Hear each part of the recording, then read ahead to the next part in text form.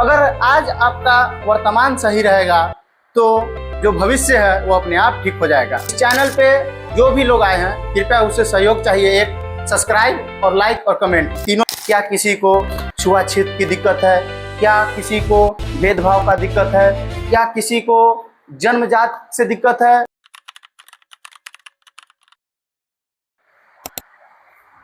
माँ तेरे हर एक आंसू को मोती सा चमकाऊंगा, माँ तेरे हर एक आंसू को मोती सा चमकाऊंगा, कुछ दिन और रुक मैं ऐसा काम करके आऊँगा, कुछ दिन और रुक मैं ऐसा काम करके आऊँगा। आज से ये बात अपने अपने माँ को बता देना है दोस्तों, और ये भी कहना है कि माँ जिस राह पे हम चल रहे हैं ना, वहाँ पे कठिनाई है और मेहनत भी है, और इसी मेहनत के थ्रू ऐसा मंजिल हासिल करेंगे, ऐसा मंजिल हासिल करेंगे कि देखने वाला पड़ोसी भी जल जाएगा। इसीलिए दोस्तों पड़ोसी पे नहीं ध्यान देना है, ठीक है, अपने मेहनत और काबिलियत पे ध्यान देना है। अगर आज आपका वर्तमान सही रहेगा तो जो भविष्य है वो अपने आप ठीक हो जाएगा।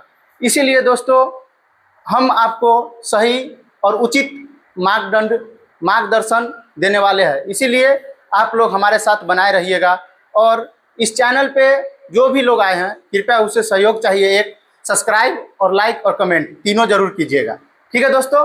और हर एक बच्चे के पास ये वीडियो पहुंचना चाहिए ताकि वो वीडियो इस अच्छे कंटेंट का वो बच्चे इस वीडियो के थ्रू उसका अंदाज और स्वैग देख सके और अच्छे से पढ़ सके, ताकि यहाँ पे अच्छे तरह से टॉपर्स क्लासेस ऊपरी में अच्छे तरह से कंटेंट प्रोवाइड किया जाता है और एकदम बेस्ट रिजल्ट भी आता है, जिसका परिणाम आप लोग देखिएगा इसी चैनल पे बहुत जल्द देखने वाले हैं, ठीक है दोस्तों। तो कल हमने क्या पढ़ा था, कल का क्लास अगर आप लोग नहीं देखिए होइएगा तो जरूर एक बार देखिएगा। कल धाकर स्टाइल में पढ़ाया गया था, ठीक है दोस्तों, इसीलिए कल का क्लास देखना ना भूलिएगा। तो कल हमने पढ़ा क्या था, बात आपके मन में जरूर उठेगा, काहे कि आप दूसरा क्लास है ये, तो इसीलिए आज हम आपको बता रहे हैं। कल हमने सामाजिक विज्ञान यानी कि पॉलिटिकल साइंस को समझा था, और उसमें क्या किए थे हम लोग, उसमें हम लोग पहला चैप्टर जो होता है लोकतंत्र में सत्ता की साझेदारी को समझे थे, और वहाँ पे बताए थे कि लोकतंत्र क्या होता है, ठीक है दोस्तों। और उससे पहले हम लोग जाने थे राजनीतिक शास्त्र क्या होता है। राजनीतिक शास्त्र के जो फाउंडर हुए वो अरस्तू साहब है, ठीक है। लोकतंत्र सरकार और जनता के बीच किस प्रकार का संबंध स्थापित करती है वो भी बताए थे, और एक बात और बताए थे, व्यक्ति की जो आवश्यकताएं होती है जैसे कि आवास, भोजन, कपड़ा, स्वास्थ्य, इस सभी की जो उनकी आवश्यकता होती है उनको एक व्यक्ति पूरा नहीं कर सकता, इसके लिए उन्होंने समाज की स्थापना की। तो क्या एक समाज अलग अलग समाज के समुदाय को कैसे हैंडल कर पाएगा, इसीलिए दोस्तों सभी समाज मिलकर एक सरकार का गठन करती है, और इसी गठन को हम लोग समझने हैं और समझते भी हैं और समझने का प्रयास भी करते हैं। तो आइए कल से आगे आप लोगों को ले चलते हैं, ठीक है दोस्तों।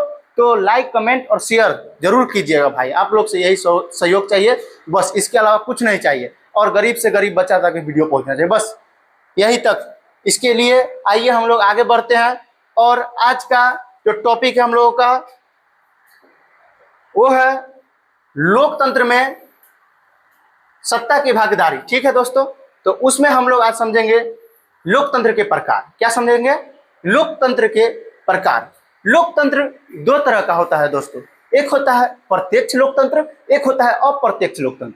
प्रत्यक्ष लोकतंत्र क्या होता है, जिसमें जनता सरकार का चुनाव नहीं करती है, जनता क्या करती है, सीधे नीति और नियमों को वोट देती है, सीधे नीति और विधि को वोट देती है, जिसके लिए उन्हें सीधे तौर पर चुनना और पसंद करना होता है, और सीधे तौर पर वो समाज की आवश्यकताओं को पूरा करना चाहता है। लेकिन इस प्रकार का गरिमा संभव नहीं हो पाया, इसीलिए दोस्तों हमारे भारत में अप्रत्यक्ष लोकतंत्र शासन व्यवस्था स्थापित है। इसमें क्या होता है, जनता अपना जो होता है बाबू वो मुखिया को चुनाव करता है, मुखिया यानी कि हेड का चुनाव करता है, और यही हेड जो होता है वो क्या करता है, जनता का शासन करता है, जनता का प्रतिनिधित्व है, और जनता पे ये लोग शासन करता है, ताकि सभी की समान आवश्यकताओं को पूरा किया जा सके, और बताया जा सके कि जनता जो है किस प्रकार से जी रही है या किस प्रकार से वो नीचे है या ऊपर है, जो भी है वो सारी चीज़ सरकार को देखना है। क्या किसी को छुआछूत की दिक्कत है, क्या किसी को भेदभाव का दिक्कत है, क्या किसी को जन्मजात से दिक्कत है, या क्या किसी को जीवन स्थान से दिक्कत है, तो इन सभी बात को समानता से जीने के लिए सरकार देखती है और बताती है। अगर जैसे कि देखो बताते हैं तुमको, अगर ये बात नहीं समझ में आया तो ये वाला बात जरूर समझ। जैसे कि कोई बाइक चलाता है, ठीक है, बाइक चलाता है, क्या चलाता है, बाइक चलाता है, तो बाइक के लिए हमें हेलमेट पहनना आवश्यक होता है। क्यों? क्योंकि इस पे सरकार का नियम बना है, व्हीकल्स एक्ट के थ्रू इस पे कुछ नियम बना हुआ है जिसमें बताया गया है कि अगर कोई व्यक्ति हेलमेट नहीं पहनता है तो उसका चालान भी कटेगा और उसका कुछ मतलब मापदंड है, जो कुछ मापदंड है उसको देना पड़ेगा। क्यों दिया? इसमें कोई सरकार का फायदा थोड़ी है, इसमें जनता का फायदा है। मान लीजिए आप बाइक चला रहे हैं और आप हेलमेट नहीं पहने हुए, कभी एक्सीडेंट हो गया, कभी कोई दुर्घटना हो गया और किसी कारणवश आपका मतलब मृत्यु हो गया, तो आपके घर परिवार को, मान लीजिए आप एक ही बेटा है तो घर परिवार को कौन देखेगा? इसीलिए दोस्तों कभी सावधानी बरतिए और कभी भी ऐसे लोगों के संगत में नहीं रहिए जो आपका मतलब मंजिल से दूर भगा दे। इसीलिए दोस्तों सरकार यह नियम बनाई है कि हर एक पब्लिक को हेलमेट पहनना जरूरी है। जो भी बाइक पे बैठेगा उसको हेलमेट पहनना जरूरी है। आप कहिएगा हेलमेट नहीं पहनेंगे, तो हेलमेट नहीं पहनिएगा और ये भी बोलिएगा जो मेरा गलती नहीं है, तो कोई दिक्कत नहीं। और मान लीजिए हम हेलमेट नहीं पहने और मेरा भी गलती नहीं, लेकिन पीछे वाला बंदा कभी हमको ठोक दिया तो हम हेलमेट पहने रहेंगे तो हम जरूर बचने का हमारे पास कुछ संभावना रहेगा। लेकिन अगर हेलमेट उतर गया हमारे माथे से तो क्या पता मेरा सर फट जाए, क्या पता मेरा कुछ हो जाए। इसीलिए दोस्तों सरकार सभी को समान भाव देती है, सरकार सभी को समान रूप से बताने का कष्ट करता है कि इस नियम को पालन करे जिससे जनता की भलाई होती है। ठीक है दोस्तों, तो देखिए लोकतंत्र के दो प्रकार होते हैं, प्रत्यक्ष लोकतंत्र, अप्रत्यक्ष लोकतंत्र। इसमें क्या बोले हैं हम? अप्रत्यक्ष लोकतंत्र में जनता जो है सीधे नीति को वोट देती है, नीति और नियम को वोट देती है, जिसमें सरकार को नहीं बल्कि सीधे जनता चुनाव करती है। ठीक है। इसमें अप्रत्यक्ष लोकतंत्र में जो होता है जनता सरकार का चुनाव करती है, यानी कि मुखिया का चुनाव करती है और मुखिया पूरा भागदौड़ निभाता है कि किस प्रकार से कौन सा व्यक्ति गरीबी रेखा से नीचे है, कौन सा व्यक्ति गरीबी रेखा से ऊपर है। इन सभी पर नज़र सरकार की होती है, किसको राशन मिला, किसको नहीं मिला, कौन व्यक्ति लाभ उठा रहा है, कौन व्यक्ति अलाभ उठा रहा है, इन सभी पर ध्यान कौन देता है बाबू? सरकार देती है। इसीलिए हम लोग इसको समझना जरूरी है। अब देखिए हम लोग बताए हैं अब प्रत्यक्ष लोकतंत्र में वैसा लोकतंत्र जिसमें जनता सीधे सरकार को चुनती है। क्या होता है बाबू? सीधे सरकार को चुनती है। ठीक है, वो प्रत्यक्ष लोकतंत्र कहा जाता है। ठीक है दोस्तों, अप्रत्यक्ष लोकतंत्र, अब इसके बाद पढ़ेंगे हम लोग अप्रत्यक्ष लोकतंत्र। जैसा कि प्रत्यक्ष लोकतंत्र का हम लोग एक एग्जाम्पल दिए हैं, जिसका उदाहरण है स्विट्जरलैंड। अब स्विट्जरलैंड में जो जनता है सीधे मुखिया को नहीं, सीधे नियम को वोट देती है। अब देखिए कहीं कहीं राजतंत्र होता था, अभी भी है, जैसे कि नॉर्थ कोरिया जैसे देशों में अभी भी राजाशाही चलता है। और उसके बाद देख लो म्यांमार में क्या होता है? सैनिक शासन चलता है। तो वहाँ पे जो होता है, इसी को रोकने के लिए हमारे भारत में कहीं कहीं लोकतंत्र भी है। ऐसा बात नहीं जो लोकतंत्र केवल भारत में ही है, लोकतंत्र और भी जगह है, नेपाल में भी है, सभी जगह है। और इसीलिए हम लोग स्विट्जरलैंड का एग्जाम्पल लिए हैं, जिसमें सीधे जनता सरकार को चुनती है। अप्रत्यक्ष लोकतंत्र, अब दूसरा पॉइंट हम लोग समझते हैं अप्रत्यक्ष लोकतंत्र।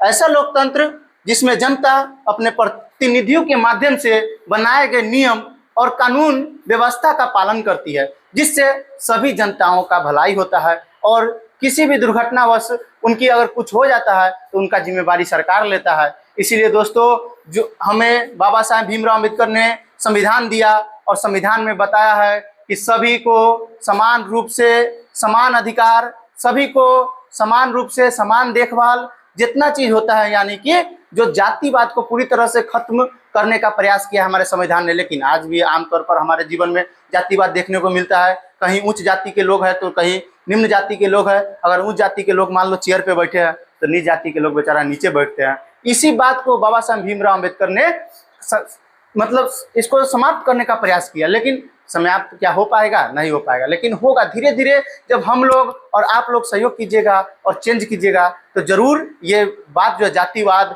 ये सब खत्म होगा। देखिए पहले क्या होता था, कर्म के आधार पर जाति होता था। जैसे टीचर है तो ब्राह्मण है, वैसे शूद्र, ये सब वैसे शूद्र क्षत्रिय, ये सब क्या होता था?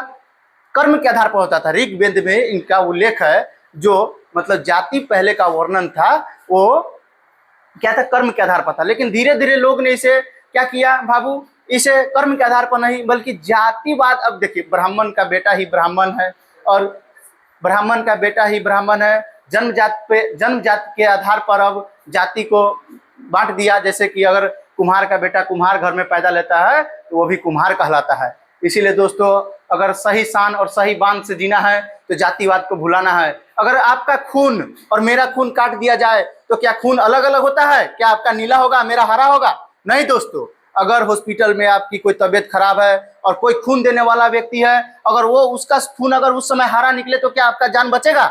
नहीं बचेगा। इसीलिए दोस्तों उसका खून लाल है तो मेरा भी खून लाल है। इसीलिए दवा में कोई मतलब दवा में और क्या बोलते हैं उसे, हॉस्पिटल दवा जो देती है तो आपको भी बुखार है तो समान दवा देगी और हमें भी बुखार है तो समान दवा देगी। इसीलिए दोस्तों आप लोग कभी जातिवाद पे ना जाए और आइए आगे बढ़ते हैं और निरंतर प्रयास करते हैं और अच्छी तरह से पढ़ाई करते हैं। ठीक है दोस्तों, तो क्या समझाए हैं आपको? अप्रत्यक्ष लोकतंत्र क्या समझाए हैं? लगता है आप लोग थक गए हैं, लेकिन थकिएगा नहीं। जब तक जिंदगी में थक जाइएगा तब तक कुछ हासिल नहीं होगा। इसीलिए दोस्तों थकना नहीं है और जमकर सामना करना है, ताकि कोई भी मुसीबत आए तो वो मुसीबत हमारे सक्षम से ही देख के भाग जाए कि ये बंदा जरूर कुछ करेगा। इस बंदा के पीछे अगर हमने जाया तो हमें भी ये बंदा समझ लेगा। इस तरह से प्रयास करना है। तो देखिए दूसरा पॉइंट क्या है? अप्रत्यक्ष लोकतंत्र। हम बार बार समझाएंगे, काहे कि यहाँ आप समझिएगा वहां लिखिएगा। ठीक है दोस्तों, काहे कि मान लीजिए हम आपको लिखवा दे तो क्या उससे आपको फायदा मिलेगा? नहीं। लेकिन अगर यहाँ पे हम आपको समझा दे और बता दे जिससे आप अपने हाथ से ही नोट्स तैयार कर सके और लिख सके तो आपका कितना अंदाज अलग होगा। आप दूसरों के फील्ड से काफी ऊपर निकल के आइएगा। काहे कि आपका लिखन शैली ही देखा जाता है परीक्षा में, ना कि वक्ता शैली। वक्ता तो कोई बोल लेता है यार, कोई बोल लेगा, कोई आपको मूर्ख आदमी भी आपको 10 को ज्ञान दे देगा। लेकिन ज्ञान असली किसके पास होता है? जो चुपचाप सभी की बात सुनता है। ठीक है दोस्तों, तो इसीलिए हम लोग आइए आगे बढ़ते हैं। ऐसा लोकतंत्र जिसमें जनता अपने प्रतिनिधियों के माध्यम से सरकार को चुनती है। ठीक है, मतलब अब देखिए हम लोग चुनते हैं किसको? सांसद को चुनते हैं, सांसद को वोट देते हैं सांसद को वोट देते हैं। उसके बाद हम लोग राज्य में चुनते हैं, राज्य में चुनाव करते हैं। किसको बनाते हैं? विधायक को बनाते हैं। किसको बनाते हैं? विधायक साहब को चुनाव करते हैं। और ये सब जाके फिर ये विधायक जाके मंत्री का चुनाव करता है और सांसद जाके किसका? बोलो जल्दी। प्रधानमंत्री का चुनाव करता है। और ऊपर कौन? उसका हेड कौन होता है? राष्ट्रपति। इसका कौन होता है? राष्ट्रपति। और इसका हेड कौन होता है?